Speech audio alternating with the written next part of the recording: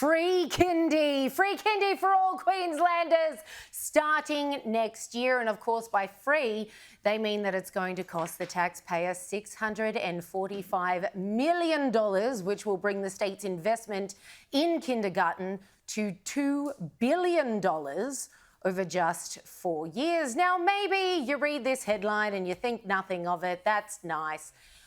But maybe you're like me and you sit back and you ask yourself yet again, what is with the state's obsession getting their hands on kids younger and younger, telling women, give your children to us, we will raise them, you toddle off, return to our workforce. Of course, the objective, to my way of thinking, is two-pronged.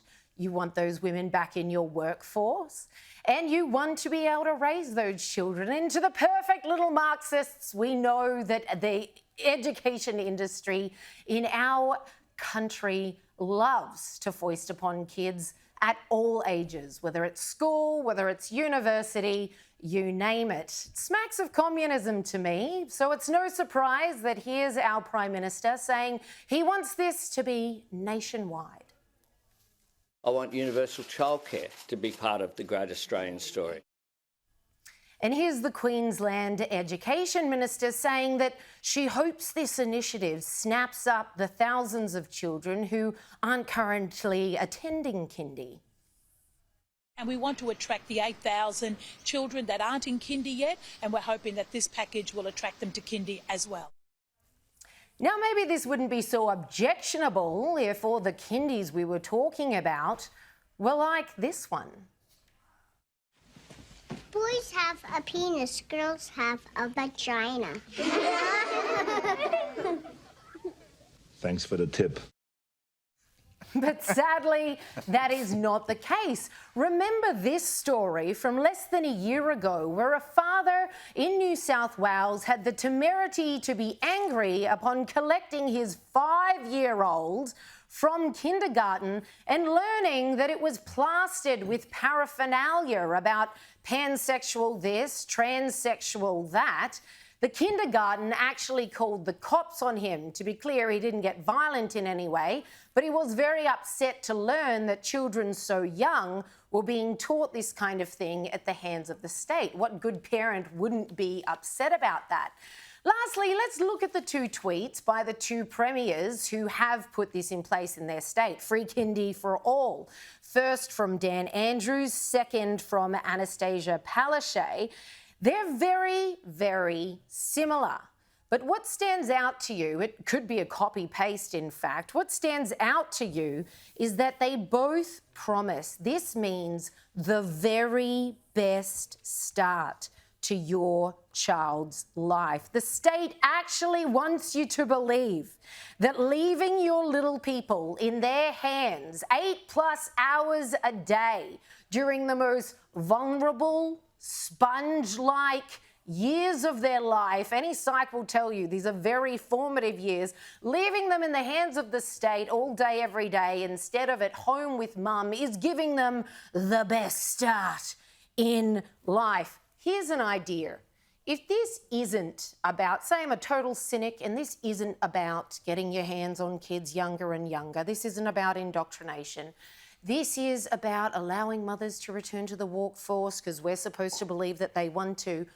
What about giving a cut of this $2 billion over 4 years? What about making a means for mothers who desperately want to stay home and raise their children and would love to be able to afford to?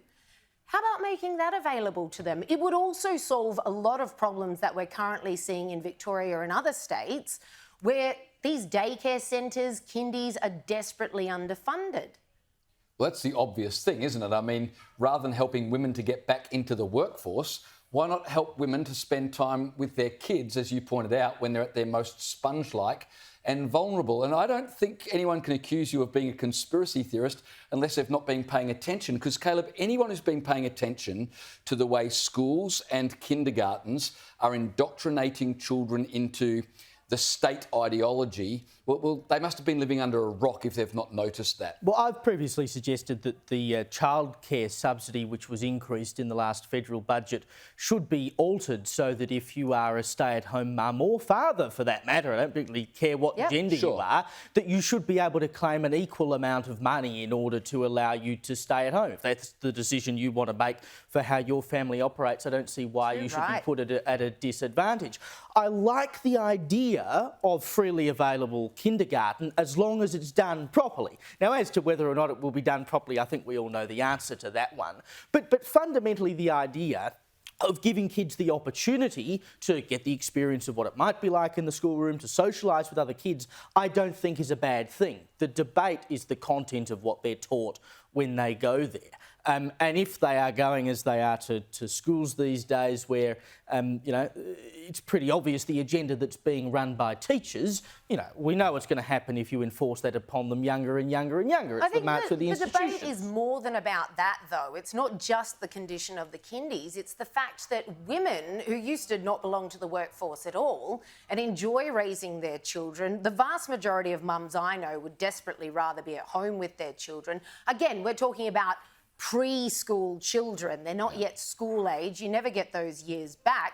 They desperately love to be at home during those years with them, especially with the cost of living crisis. The state's made it impossible for many mothers to be able to do that. And this constant coercing when the state could just as easily spend the same amount of money on allowing mums, enabling mums to stay at home and raise their kids. And don't forget, this is a great diversion for the Palaszczuk government. Remember, they wasted $220 million of taxpayer money on, remember Camp Wellness, which had 730 people. 730 people, they spent $220 million of taxpayer money on this white elephant quarantine facility, but that's all forgotten now because it's free kindergarten for everybody. Well, everyone will be remembered by it when it comes to light why they really built the thing. There's a conspiracy theory. As Paul Murray pointed out to me earlier as well, on the background when the Treasurer was delivering his speech tonight, the little logo says the Queensland solution for the national cost of living, because of course it's got nothing to do with the Queensland government. It's all the feds will push it off to them.